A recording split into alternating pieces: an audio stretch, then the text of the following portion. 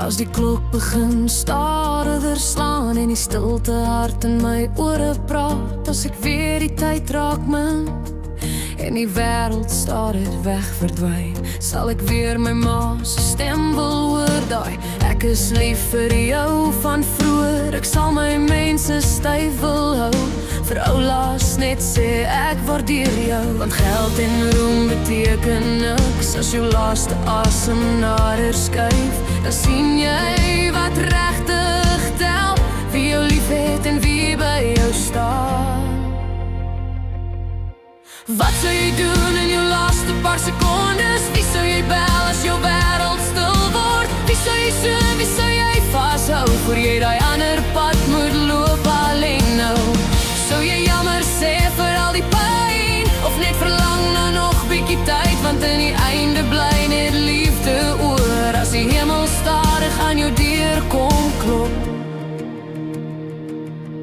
Ek sal die see nog een keer wil sien, daai wind net weer oor my vel voel gly. Ek sal vir God vra, gee my krag, want is moeilik om tot ziens te wag.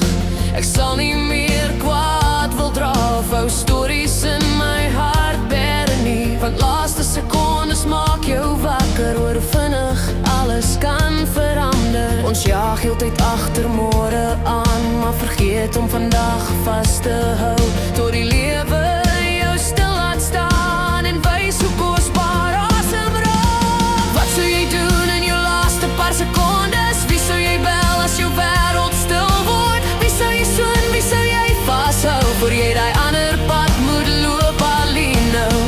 Sou jy jammer sê vir al die pyn, of net verlang na nog bietjie tyd, want in die einde bly net liefde oor, as die hemel staar is aan jou deur kom klop.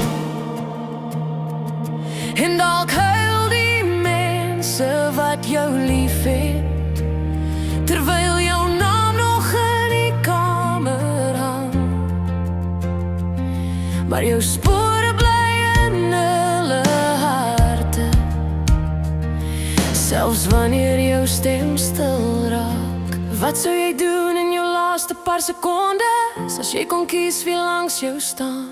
Ek hoop jy weet jy was geliefd, nog lang voor jou laaste dag gekom het, want tyd vat alles stadig weg, maar ware liefde bly bestaan. En aan die einde van jou reis is jy nooit regtig alleen.